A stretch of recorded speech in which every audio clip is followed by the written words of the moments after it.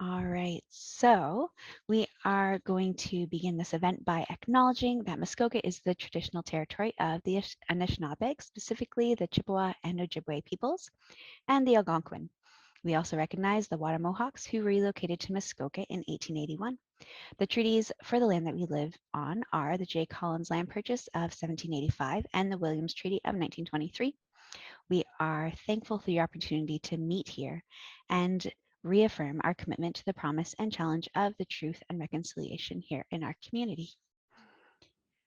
My name is Sarah McNeil, and I am one of the Information and Digital Services Librarians at the Bracebridge Public Library. I am very excited to introduce to you New York Times bestselling author Lisa Unger. Her books have been published in 30 languages and millions of copies have been sold worldwide. And we do have a couple of poll questions here. So, have you ever read a book by Lisa Unger before?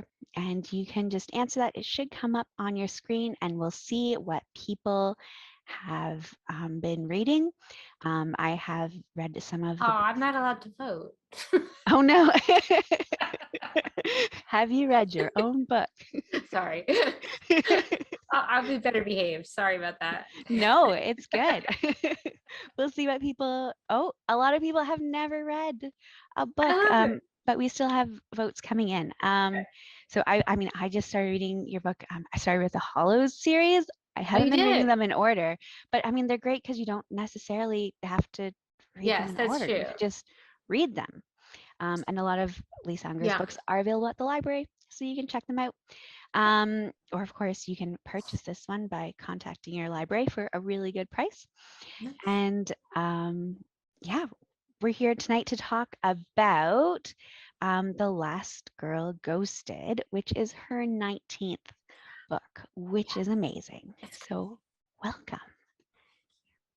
Thank you for having me. It's great to talk to you, and it's great to say hello to everybody. And I love how you honor the Indigenous people in your region. I think that's really beautiful. I noticed that that occurred at the last library event that I did in Canada, and I just felt very like I don't know. I felt very moved by that. I thought that was really important and special. Thank you. I mean, it's definitely something that we're Yeah, all working on. It's yeah, necessary work. yeah. Absolutely, Yeah. absolutely. Did you want to tell us a little bit about your Right, that's book? why we're here. We're here That's to why talk about. we're here. We're here to talk about the new book. I have a copy, of course, like every good author has to have her book right here. Here it is. There it is. Yeah, so when we first open the covers on Last Girl Ghosted, we meet Ren, and Ren is an advice columnist. She comes from a very dark and traumatic past, but she has moved through that into the light of the life that she has created for herself. You know, she's very successful. She has a podcast and a blog that's, you know, done really well and been picked up by a major newspaper. And she has friends that are important to her. And so she's, you know, she's kind of built a life, but she has this very close friend, Jax, and her friend Jax thinks she works too hard. She never meets anyone. And so she pushes Ren, you know, reluctant Ren, into the world of online dating. And so Ren meets a couple of guys, you know, she has some underwhelming encounters. And then just when she's about to give up on the whole enterprise, she meets a man named Adam. And when she meets him, she falls in love and she falls hard. They have a sort of white hot romance, and you know she's besotted. She really thinks that he's the one. And after a particularly romantic evening, he makes a request. He says, "Tell me something that you have never told anyone." And she does. She shares a very dark secret that she has hidden from almost everyone. And the next day, Adam disappears. His social media accounts are gone. His phone has been disconnected. The place where she thought he lived is just a vacation rental. And it's pretty clear that Ren has been ghosted. And she's heartbroken. Then, when a private detective shows up at her doorstep, she learns that there are other women who thought that they were in love with Adam, and all of those women have disappeared. And so, while other people might just kind of lick their wounds and just be glad that whatever it was that he wanted, he didn't get, and that she hasn't met the same fate that the other women in, may or may not have met in his wake, she decides that she wants answers. So she chases after Adam, follows his very dark digital trail into his past and into her own. And that is Last Girl Ghosted. Wonderful. Yeah. And we're going to try to make this as spoiler free as possible, Yeah. which I was talking with Lisa earlier. It's really hard because I just want to talk to people about the book. So read the book and come into the library and talk to me about it because we have to discuss. Um, I was reading the book and I was wondering about how you came up with the idea for the characters. Because there's this flashback about Ren and her father, who's a prepper, and then it talks about like COVID, and I'm like, oh, this fits in so good. But when did you start thinking about the characters and the idea for the book? Yeah, so the idea for the book came, usually this is usually the way it works. There's usually one thing, there's like a germ or a seed, and it might be anything. It could be like a news story or a line of poetry. In one case, it was a piece of junk mail. In the case of this book, it was a conversation that I had with a really young friend of mine, and she was talking about her experiences with the dating apps. And she was saying to me, like, oh, it's just this endless pool of choices. You just keep swiping and swiping, and it's the next one and the next one. And she asked me during this conversation, how can you know? How do you ever know if you pick the right one? And I thought the question kind of took me aback because I felt like that's the wrong question. It's not the right it's not the right question. We're not shopping for a toaster. Like this love is a head trip. It's not an algorithm. And so I kind of had that idea kicking around my head. And another thing that she said was that, like, you have this relationship via the app for a while, and people may or may not be completely honest about who they are, or what, not true, or presenting a curated version of themselves. And then it's just so easy, if they show up in your life and they're not who you thought they were, to just be done with that person. They were a stranger before you met them, and they're a stranger after they're gone. Really, there's no close tie connection to your world, right? It's not like you met him or her at church, or at even the local bar or work or whatever, right? So I she said it was like, it's so easy just to ghost people or to be ghosted, just like the easiest thing in the world.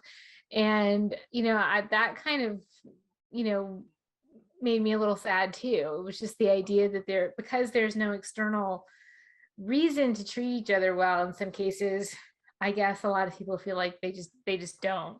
And so that was the idea that kind of kicked around in my head for a while. And then I started doing started doing a lot of research into online dating, because when I was dating back in the Stone Ages, I've been married for 21 years. There were no dating apps. There were no apps. There were like no smartphones or anything even remotely like that. Online dating had just started making its debut. And but it was just online. It was just on your computer. There wasn't like the way it is now. And so I had, so I wound up doing a ton of research into this world of online dating. And then once I'm kind of involved with something, the best way I can explain it is if it connects with something larger that's going on within me, then I start to hear a voice or voices, and those are the voices that I follow through the manuscript. So in this case, it was Ren. And I didn't really know that much about her when she showed up on the page. I knew that she was an advice columnist. I knew that she'd come from this dark place. I knew that her father was a doomsday prepper, that she'd grown up with the kind of specter of the end of the world hanging over her. And that's pretty much all I knew about her when I started writing. Hmm. Yeah. Yeah. Um, did you? there seems to be a lot of tech in the book too. Like Yeah. you mentioned that. And then there's like talking about like Tor and the dark web Yeah. and like tracking apps and stuff like that. Are you a techie person or are you? I'm always very fascinated by technology. I'm fascinated by what we have been able to do, right? With our minds and the cost of that, like, and what it's cost us. Like I'm always really in, like when I became interested in the world of online dating, it wasn't the online dating that interested me. It was how this technology has rewritten a way that we relate to one another. I mean, and of course, that's every day. That's everything, right? That's Facebook, that's Instagram, that's text. That's like the technology is rewriting the way we relate to one another. And when it comes to dating, I was really interested in how, so once upon a time, like your dating pool was really, really small, right? Like you just had your village, or later, with the rise of agriculture, there's like, cities, towns, right? And then, there might be work, church, family connections. You might have an arranged marriage, right? Whatever. There's all these really close ties to those people. And it's a really small pool, right? Now the pool is endless and the ties are loose or non-existent, and you're maybe that in some sense, like in all things with technology, like there's an advancement and maybe there is a positive to there being an endless pool. Maybe some people would never have found each other without this new technology. It's just that the cost is often very high, I think, as we all know, or as we're just starting to really understand that the cost is really high to us as people, and that what appears to be something that connects us is often something that keeps us apart. And so I am kind of a techie in that, I love learning about technology. I mean, the idea of the dark web is super fascinating. Just this net. But it's only because I'm always fascinated by the nether world of anything. Like I always want to go into the tunnels, underneath whatever, or behind, the drawn curtain, or into the basement or whatever, because I'm always interested in how people move around when they think they're not being seen, or when they have something that they want that is nefarious or dark. So those are things that always interest me. So it's like it's still not technology. It's always been people and how we relate to each other, and how, what makes us who we are. Hmm. We do have another poll for people just to see if anyone here has been ghosted. Oh yeah. And it doesn't even, I mean, ghosting sometimes isn't even online dating. It can be Yeah. Could whatever be any. else. You could have a pen pal and Yeah. all of a sudden they disappear. So Yeah. Yeah, that's pretty good. I Like, learned some colorful, like some kind of colorful terms mhm. during my research. And one of them was micro ghosting, Oh, where you might, it's like you're ghosting somebody, but only for like if you had a fight with your sister, and this is like just an example from my own life. My brother knows that if we have a fight and he texts me and I don't answer him, it's because I'm still annoyed, whatever. And so that's a micro ghosting. Like I am going to eventually get back to you when I've let you twist for a little while. So you could be micro ghosted, or, I guess sort of in like the teen world, there's a lot of kind of ghosting that goes on, you know. yeah. We're at like 100% no. Nobody's ever been No one's ghosted. ever been ghosted. Has anybody ever done any ghosting? I was just thinking I should have Yeah. asked that question. They're like, no, we're perfect. We neither ghosted nor been ghosted. We have a great group here. So nice. Oh my goodness. Um, yeah, a lot of your books, because I read some of your other books as well, and there's some like dark, you do seem to like dark, I do. traumatic I do. backstories. Do you do some like research? Do you listen to podcasts? Like, how do you Oh get yeah. inspiration? Do you just dig deep into your? I dig deep into my own soul, my own dark soul. Yeah. A little bit.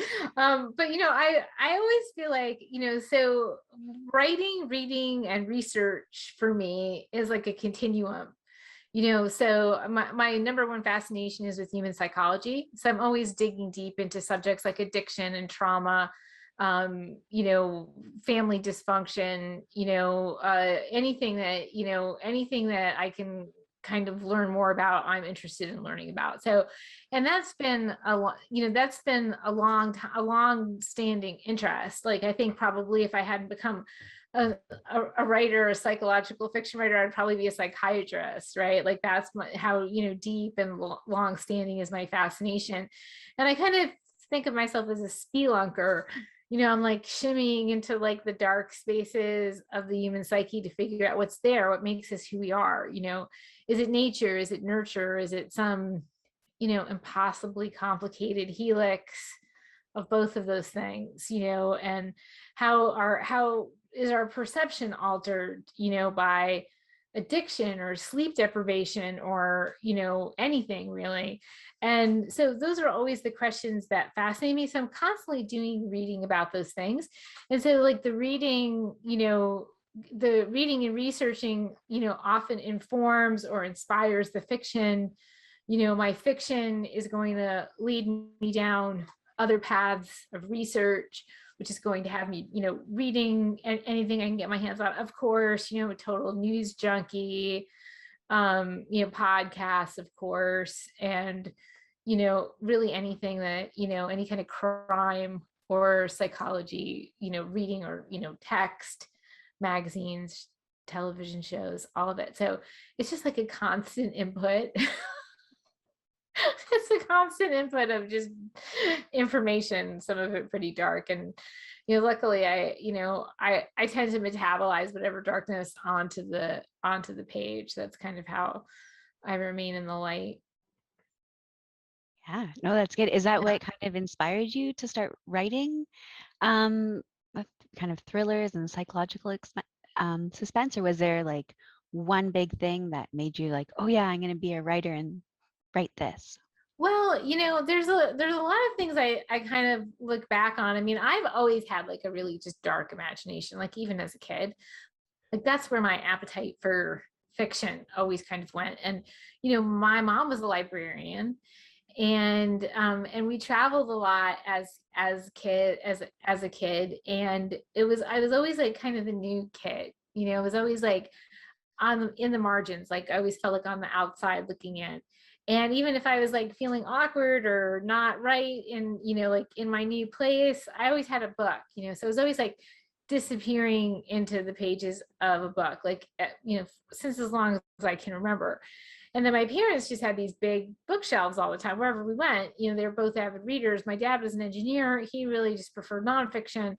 My mom was a librarian. She loved everything. And so the shelves were filled with everything. Like I could be reading, Nathaniel Hawthorne one day and like V.C. Andrews the next day, or like Charlotte Bronte one week and then, Stephen King the next. And so I have this taste for very big stories, big sort of purple gothic stories in whatever sort of format or genre, like just wildly across genre. I was just reminded this past week that like as we watched Dune, the new Dune on HBO Max, which by the way is like amazing. It's so good.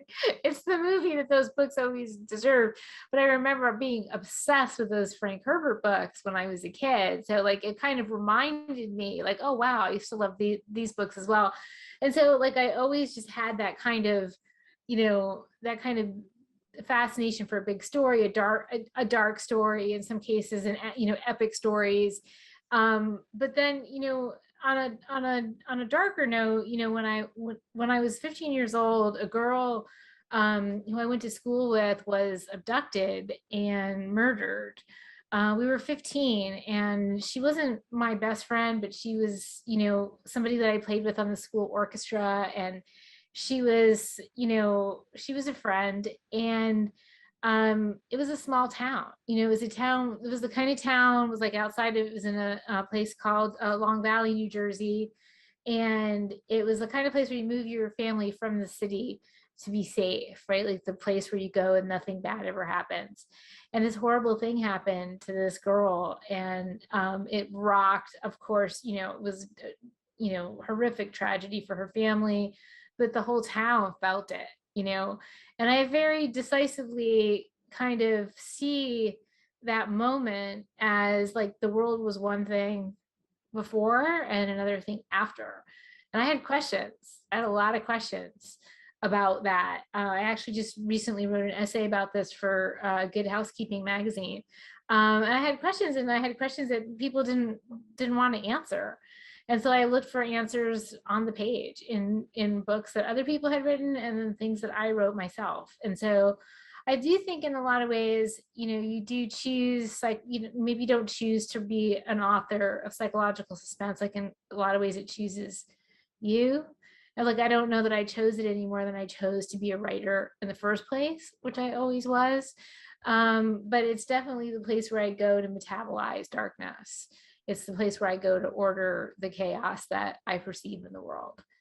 And I think that's why, and I also think that's why a lot of people read thrillers and crime fiction, because it's like in the pages of a book, there's a beginning, a middle, and an end. There's it's pretty clear who, although not always in my book, but it's usually pretty clear who's the bad guy and who's the good guy. And at the end, some type of justice might be served. Not so really in the real world. So I think that's probably why I wind up on, sort of in those dark spaces, and probably why readers do as well. Mhm. I was just watching another interview with you, and you were talking about introducing a certain character and not knowing if they were going to be good or bad. And Yeah, I felt the same thing. Like I was expecting it to turn out slightly differently in the interesting. end, but yeah, Interesting. it's all good. And yeah, so are you a pantser then? We've learned this phrase from, I think Linwood Barclay brought it up Oh, Linwood about Park. you're a I pantser love or a her. plotter, or you just kind of write as they come, or do you have Yeah. more ideas about where it's going to go? Yeah, I mean, so when we talk about that a lot, plotter versus pantser, but I have a better word. I like gardener. Oh. I like that because it kind of like the pantser like word always seems like, I don't know, like you wrote this book by the seat of your pants, meaning like, you just kind of accidentally wrote 19 novels. Yeah, that's lucky me, I just happened to write these 19 these 19 novels. It was just that easy. And I don't really see it like, I feel like it's more like you plant a seed, which is to say that no, I don't outline, right? So I'm definitely not a Mm. plotter, but I feel like there's a seed and it grows, and then you kind of give it light and air, and maybe you prune it, and you sort of live with it for a long time and watch it become what it's going to become. And that's kind of how I feel about the novels. I've written every book that way, with just a feeling. I know what it's about, sort of. Anyway, I have the essence, I have the voice in my head, but the story and the characters reveal themselves to me on the page, much the way they will for my readers later. And yeah, I've always kind of done it that way. Like I always think, well, maybe I'll try to try to outline, but I don't think you get to choose that either. Like it's not, I mean, and you'll find people do it, either way to great success. Like, but you don't get to pick it, I don't think. I think you have to kind of do the thing that you're meant to do. And that's definitely the way have been meant to write. Yeah. You mentioned about finding the voice, and there's a really interesting voice in Last Girl Ghosted because it's kind of a second person narrative. Mm, So it's I, mm. but then she's talking to a you. And I know I was looking at reviews on Goodreads and I was like, what are people saying? And some people are like, I'm unsatisfied because I need to know what happens to this person. And I'm like, well, if it's a second person narrative, she can't know everything. Like, she's not omniscient. She's got to fill it in. But Yeah. I'm always amazed at how passionately people respond to that second person voice. In Beautiful Lies, which was a long time ago, 2006. It is there is some second person voice in that book, and it's really a direct address. She's talking directly. Ridley Jones is talking directly to the reader, and some people absolutely loved that. They were like, wow, I felt like I was having coffee with her and she was telling me everything. And some people really did not did not like that. So I was like, huh, that's interesting. Like, I just never imagined that anybody could feel so passionately about something that was not a choice for me. You know what I mean? Like, I didn't choose that. So similarly with Ren, and I'm just trying to think about how to say this without saying without saying too much. Like, when I first started hearing her voice, I knew these few things about her. Like I said, I knew that her father was a doomsday prepper, that she grew up with the kind of specter of believing that they were living in the end days, that the world, he sort of viewed himself as a collapsist, and which means that he thinks the world has already ended and humanity just hasn't figured it out yet, which may or may not be true. And this kind of specter kind of hangs over her. So I knew that about her. I knew that she had become an advice columnist, that she had pulled herself through darkness and she felt that she could show other people the way. And I knew that probably in a lot of ways she was using that to like cocoon herself, from not deal with some of her own pain and issues and things that she carried forward from her trauma, which unfolds, throughout the story as well. And the other thing I knew about her is that she was talking in the second person to the person who had ghosted her. And I thought, that's interesting because, it told me how deeply invested she had become in him in such a short period of time. And it was like, for me, a marker that she might be a little bit unstable, because it was only, they were only together for 3 months. She's very young, and she's been really cocooned and she hasn't trusted anybody, and she's given away this piece of herself that she hadn't given to anybody else. And then he leaves her, he ghosts her, and I feel like she feels gutted by that. She's betrayed, and when she chases after him, she's chasing after the thing that he took, right? Not so much him, but like the piece of her that she gave him that he took away. She can't get that back, but I don't think she knows that. And so she's talking to him even though he's gone and he wasn't that big a part of her life, but she's telling him what's happening after he's left her. And I just thought that was so strange, but I couldn't have changed it. I mean, if I had been asked to change it, it would have been difficult for me to do that, because that's how I heard her voice, and that was that choice of hers to tell the story in that way. Which, I mean, of course, it's not her choice; it's my choice, but it doesn't present itself that way to me. Like, that told me something really significant about who she was as a character, and so I felt like I had to stay with that. I had to follow that. So yeah, same response. Like, some people just absolutely love that. It felt so intimate. I felt like so in touch with the story. Like, in a lot of ways, a couple of reviewers have said that it felt like she was telling the story to them, like you was the reader. And so there was a lot of feelings of intimacy, and yeah, and some people didn't like it, but that, I mean, that's the way of it. that's how it happens. That's how it goes. Well, I liked it. I Well, did like thank it. you. I'm So, so happy.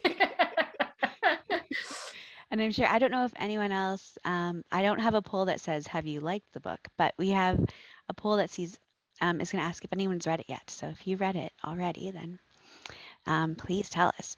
Um, so you have the Hollow series, which I mean, Yeah. a lot of people haven't read your books yet, so they won't know Yeah. about it. But you do have a series, and it's really great because this book we get like a little taste of it. So we like, yeah, it just there's a little bit of a reintroduction to the place and some of the characters, which is Yeah. always fun to see. Yeah. Um, do you think you'll ever revisit anybody in this book? Like, do you think the characters will pop up again ever, or do It's you know ahead possible. of time? I mean, yeah, like so the Hollows books, I started writing about the Hollows. The first Hollows book is Fragile, which actually is I guess very loosely based on the event from my own childhood that we discussed. It is not a retelling of that story. I never wanted to do that. I never wanted to exploit her or but there was a piece of for me that I brought forward. So it's very loosely based on that. And the thing about the Hollows books is that they all, it's not really a series as much as it is that they're chain linked by this place and by these characters. And the characters do show up in weird places. Yeah, Eloise shows up, you know, Eloise is my reluctant psychic. She shows up all the time. So does Joe. So does Jones Cooper. Jones Cooper is from he when he first turned up in Fragile. I didn't think anything of him. I didn't think he had anything big to do with anything. And then he wound up being like a major piece in the story. And then when I was done with the book at the end of Fragile, I was kind of like, I left him in this pretty bad spot. I left him in kind of a dark place. And I was like, and I couldn't stop thinking about him. So I was like, well, I guess we're gonna write another book about him. And then he tends to turn up. He turns up in books that are not about the Hollows, and the Hollows turns up in books that are not about the Hollows. Like it just wants to be in every book. And so this time when they both turned up, I was like, okay, I guess we're just gonna go. I guess we're just gonna go with it because obviously this is like my subconscious wants to tell a story that my conscious mind has not quite gotten figured the whole thing out yet. Like your subconscious always knows the story better than you do, so you just kind of have to honor that and roll with it and hope that it's all gonna come together. Yeah. For everyone, oh, we had two people who read um, Last Girl Ghosted, and Right. then Kathy says she's waiting for her turn, so she has it on hold. So Yay. that's good. For people who haven't read your books yet, other than this one, what should they start with? Like, should they start at the beginning, or do you have a favorite book? Are you allowed to say that? I can't, I can never choose, which is funny because like everybody is always like, where do I start? I'm like, and then I always have to ask, well, what do you read? Because all the books are a little bit different from each other. Like it's not like the same, book every single time. So I mean, of course, I always have to say start with the new hardcover. That's where you should start. And this book is a great place to start because it is a standalone, but you will get a little piece of some of the books, like some of the Hollows books. And it's not going to be like anything that would take away from your experience if you went back and started reading the other books. I will say that which is funny, my daughter is 15, and just this last year, just these last events, her friends have started asking her to come to my book events, right? They were like, oh, can we come to your mom's book event, your book signing? And I'm like, oh my God. So like they just are like, they're at that age now where they're reading the books that I'm writing, which is really weird because previously Ocean and all of her little friends have been like very tiny little people, like little Mm. peanuts. And now they're like girls going on women, and so they want to come and they want to read, and my daughter has never read anything that I have written. until this past week when she decided she wanted to read. And she said, "What should I read?" And I said, "Well, why don't you read In the Blood? Because it has a very young protagonist.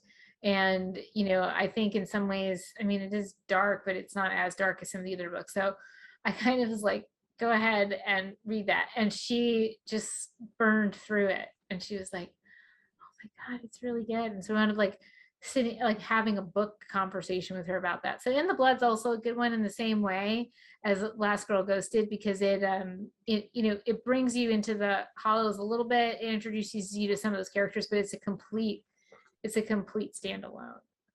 So yeah. Or of course, Confessions on the 745, which is the book from last year. Again, another complete standalone, and just one tiny, tiny Hollows moment in Confessions on the 745. Just a teeny tiny one, like not even anything at all, just to mention. So those are, I think, or if you wanted to start with the Hollows, then you would start with Fragile. Mm-hmm. Um, do you have another book coming out, or are you writing, or is it done, or I what's did. I next? just wrote the end on my 20th novel. Oh my goodness. Oh, so that's kind of a big deal. That felt like a really big deal. I'm getting ready to go into the like sort of editorial phase on that.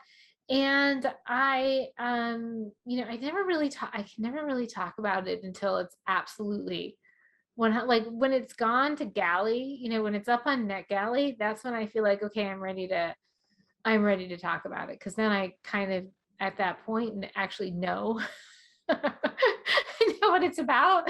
For a while, I don't really know, even after the first draft. So I kind of just wait until I really like right now, like I'm just now feeling good about talking about Last Girl Ghosted. Like I'm just like starting to really over the last month, I'm like, oh yeah, this is what I wrote. This is what it's about. So it's kind of a long process. As your final book interview about the book. Exactly. I finally get it. Wow. Oh my goodness. And I'm just going to remind people right now, we have someone in the Q&A so that they really enjoyed Confessions Oh, on thank you. 745 also. So that's Yeah. great. If you do have questions, please pop them into that Q&A. Don't be shy. Yeah, because that is wonderful. Um, and then, I mean, I have lots of other questions as Sure. well. So do you have any favorite authors right now? Are you reading anything that's just, I saw that I haven't watched any of the videos, but you have Three Good Things, I and that looks do. like a riot. That It looks is. wonderful. It is. That's something I started doing during the pandemic because I just thought, well, I always consider myself to be an extreme introvert, right? But then I realized during the pandemic that I'm not like as much of an introvert as, as I was like, oh, maybe I'm not as much of an introvert as I, presented myself. But I just miss my friends. I didn't realize like how often I saw them, like people who don't live near each other, but we were just, we'd see each other 3 or 4 times a year in various places. And like, being out talking to readers and booksellers and stuff like that. It was like pretty much, it was a lot of the time I was on the road. And so I, I, I really miss that, connection. And then I just kind of felt like everything was such bad news all the time, right? It was like nonstop bad news, like just chaos really for so long that I started doing the show called Three Good Things. And so I asked my author pals to do a Zoom, and we would just sit around and talk about, one favorite book, one favorite television show or film, and one recipe or cocktail. And so we did that. I've been on a little bit of a hiatus, for my book tour and stuff, but I will definitely be starting that up again. But yeah, I've had everybody on there from, Riley Sager to Karen Slaughter to Tess Gerritsen, Alafair Burke, Alyssa Cole came on, just a bunch of my pals. And we just talk for like 30 minutes, and it's lots of laughs. And a lot of great book recommendations and television and film and, cocktails, recipes, stuff like that. It's a kind of an interesting um, little mix of things. So yeah, so if you can find all of those on Facebook. They're all on there. So pretty much everybody on there is like, most of the people are like already friends. Some people were like my readers would write to me and say, hey, can you ask, so can you ask Riley Sager to come on? Can you ask Mark Edwards to come on? And it's been international. I've had, Sally Hepworth came on. We did, from Australia, Poppy Gee, Mary Kubica, Heather Goodenkoff. So pretty much everybody that's been on there is a favorite. I just finished Al Fair Burke's new book. Al Fair's book is coming out in January. It's called Find Me. And she is just an excellent writer. She's the daughter of James Lee Burke. And she and I will be doing the Three Good Things sometime in January. So you can stay tuned for that. So she'll be on again. And then I just received this, which I'm going to be diving into really soon, is The Overnight Guest, the new Heather Goodenkoff. She's such a talented writer, and she's also been on the show multiple times. And this is actually kind of fitting. I just received this in the mail today. I've been super excited about this. By Pamela Paul, 100 Things We've Lost to the Internet. And it's a really, really smart, good book about, it's kind of funny and a little bit like poignant about like the things that, we don't have anymore, like, like the phone in the kitchen, or eye contact, or or the Rolodex. So I'm really excited to read more of that book as well. And yeah, so of course, Pamela Paul is from the New York Times Book Review. So yeah, so I have, I'm always like, I'm constantly reading. I always have like 4 or 5 books going. I usually have 2 or 3 physical books that I'm like reading. I always have a book on my phone, and there's another one on my Kindle. So I'm like, currently I'm like kind of on a Carolyn Kepnes binge. Carolyn wrote the You books, which was adapted to Netflix. And so I'm kind of been burning through that series, and I just started the new Leanne Moriarty. So lots on the go. Always reading, always. For people, I was going to point this out too. There are book club kits on Lisa's website. So if you wanted to remember, if you're trying to remember, oh, she was doing that thing with the other people, you can go to her website, and then there's book club kits. And it's really great. I really love this because the last page, it said, warning, spoilers. So you know you can stop. And if you haven't read the book yet, that's right, don't proceed. Yes, that's right. Don't read those book club questions if you have not read the book, because it will, do some spoiling. Yeah, little twists. So we do have one question that's come in. It says, has the pandemic affected your usual writing schedule or patterns? And did it affect your thought processes? That's a good question. Yeah. So, I mean, I did write this book totally during the pandemic. I think maybe you touched on that in one of your earlier questions, and I didn't really quite get to it.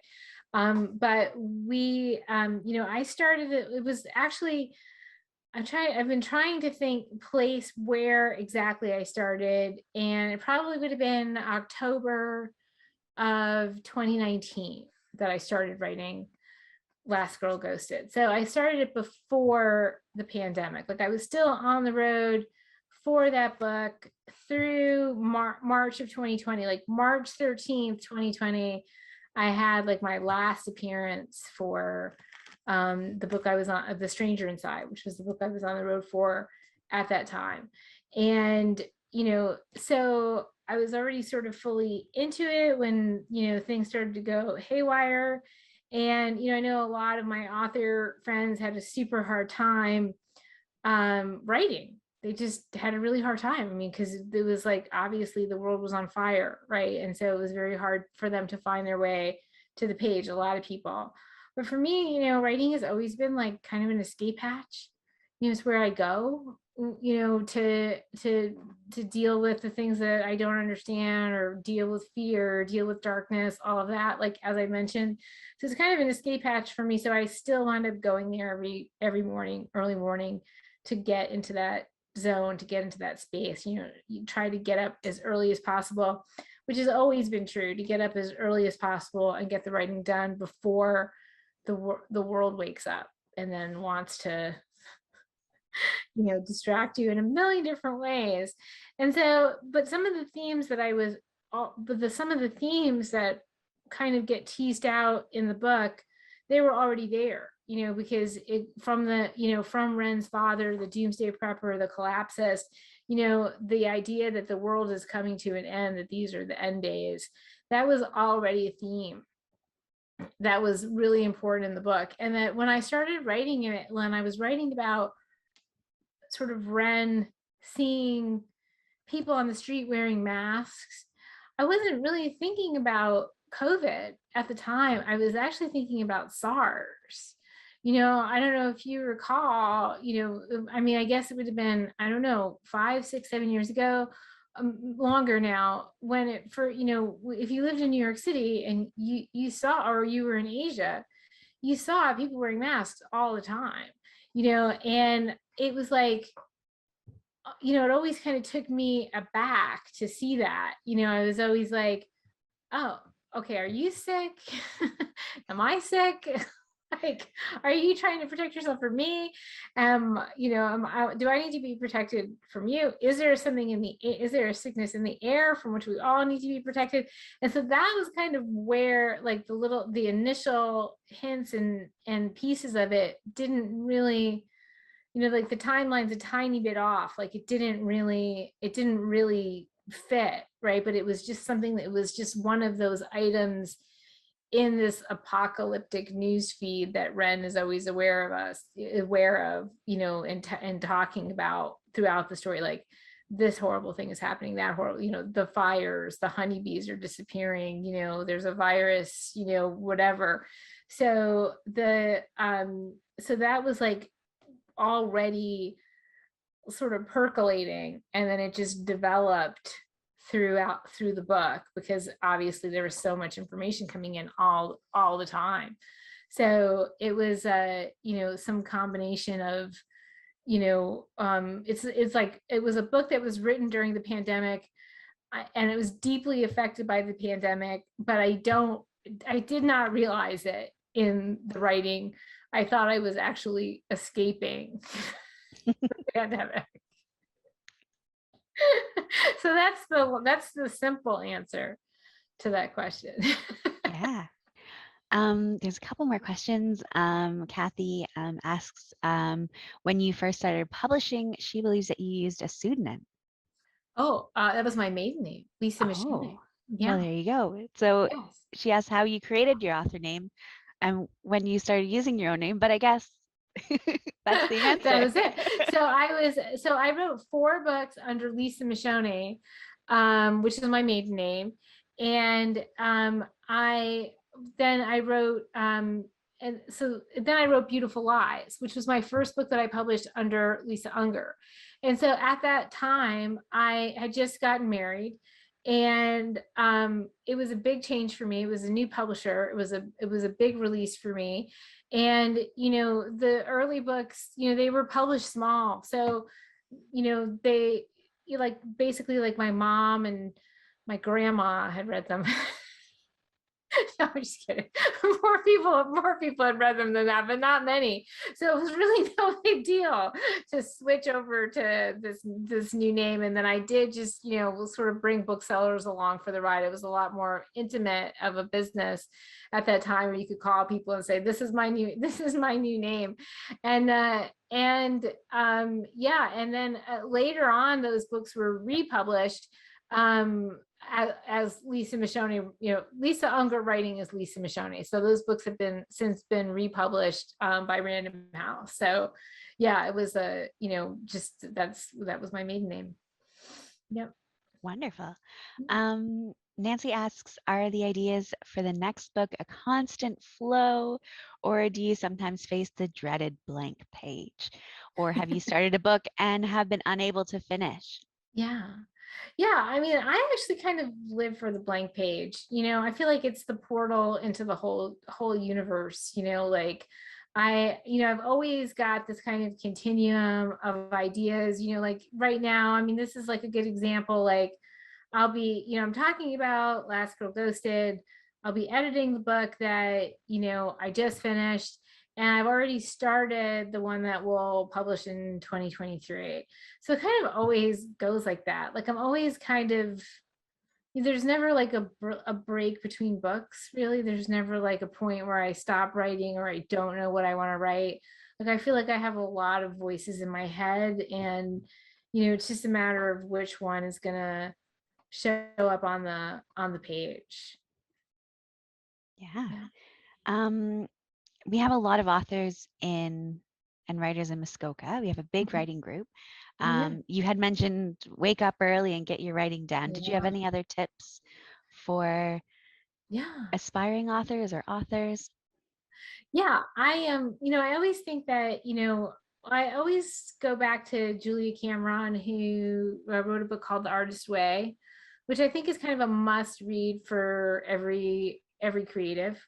And she talks about how, we treat our unpublished writers as if they have an embarrassing case of unrequited love, like as if they think they're going to marry Tom Cruise or something, and we kind of treat them that way. And so it's really hard if you're an aspiring writer to like honor that. That's my dog, Jack.